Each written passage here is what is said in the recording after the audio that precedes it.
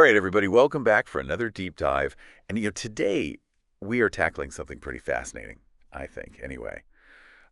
This idea of grit. Mm. You hear it everywhere, right? This idea that grit is what separates the high achievers from everyone else. Hmm. So we're going to be diving deep into Angela Duckworth's book on this topic. It's called Grit, very aptly titled. Yes. And I think for anyone who's ever wondered, how do some people just power through challenges while others just, kind of give up? Yeah, This deep dive is for you. So for sure. get ready to maybe rethink some assumptions because it might not be all about raw talent as we're often led to believe. Right. So to help us unpack all this, I've got our expert guide right here with me. Delighted to And be here. I can ask, I struggle with this idea a little bit, this idea that talent is maybe overrated. Uh-huh. It seems like everywhere you look, it's another, child prodigy or some amazing athlete who just, was born with it. Right. How does Duckworth kind of address that seeming contradiction? Yeah, it's a great question. And I think what's fascinating about Duckworth's work is that she acknowledges talent, of course, it exists, Right. but she shifts the focus to something much more powerful. And that is this unique blend of passion and perseverance that she calls grit.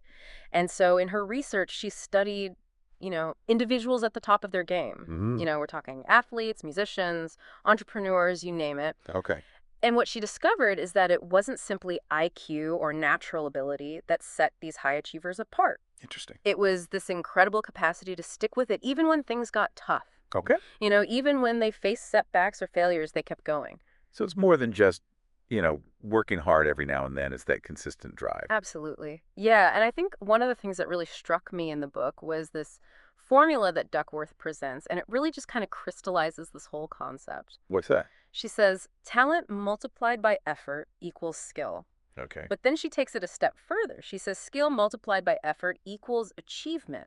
So it's like effort is this multiplier that's amplifying both your talent and your skill. I like that. Yeah, that makes a lot of sense. It's not just about working hard, it's about consistent, focused effort applied over time. Right. Right. And I think a good way to visualize this is like, think about someone learning a musical instrument. Okay. Natural aptitude might give them a head start, sure, but it's the hours of dedicated practice, the constant refinement of technique that ultimately determines their mastery. It's like you can have all the talent in the world, but if you don't put in the work, Exactly. it's not going to get you very far. Yeah, it's like having a Ferrari and leaving it in the garage. Right. Exactly. It's not going to do you any good unless you take it out on the track and really push it to its limits. I love that analogy. And you know what? That makes me think about my own experience in high school. I was not a naturally gifted athlete by any stretch of the imagination. Okay. But, I was the one putting in the extra hours. I was showing up early for practice.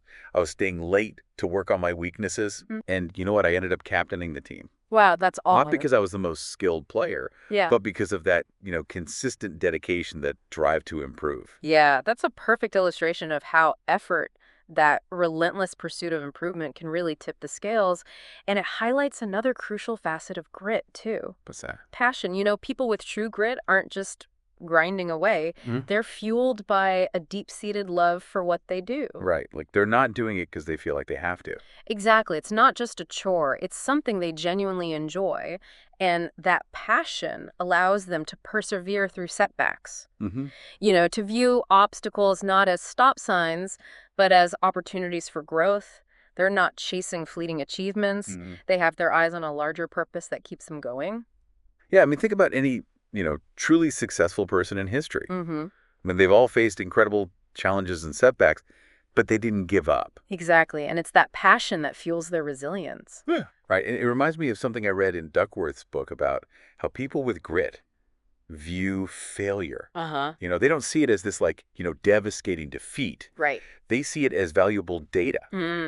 That's a great way to put it. Like they embrace those setbacks, they analyze them, and they use them as stepping stones on their path to success. Absolutely. And that brings up an important question, can grit be learned, or is it something we're just born with? Right. Like, are some people just naturally grittier than others? Yeah, and the good news is grit isn't an innate fixed trait. It's not like eye color. Okay. It's a quality that can be cultivated over time with deliberate effort and, interestingly, the right environment. So even if we don't necessarily think of ourselves as, quote unquote, gritty individuals right now, Right. we can still develop that resilience. Precisely one powerful insight from Duckworth's work is the influence of our environment.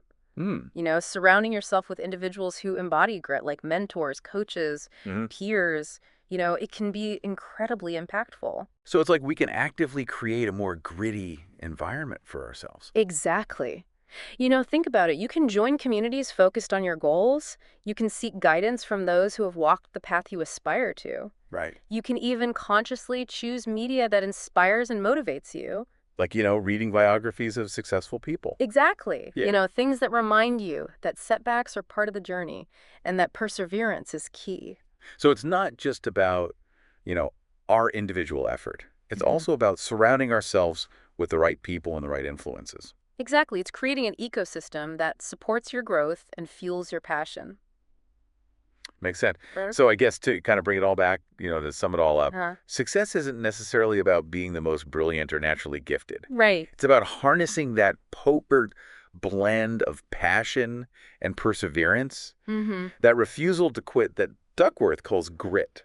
Couldn't agree more. And for our listener today, I think a really interesting thought to kind of leave you with, think back to a time in your own life when you exhibited grit.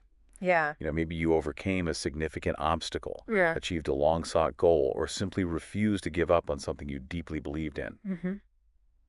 How did that experience shape you, and how can you tap into that same grit to navigate future challenges and bring your aspirations to life? Yeah, that's a powerful question to reflect on. I think so too. Mm, We all have that potential within us. absolutely. So keep exploring this topic of grit. Keep pushing your own boundaries, and never underestimate the power of dedicated effort over time. Great advice. That's all the time we have for this deep dive. Thanks for joining us, Thanks for having me. and we'll see you next time. See you then. Bye.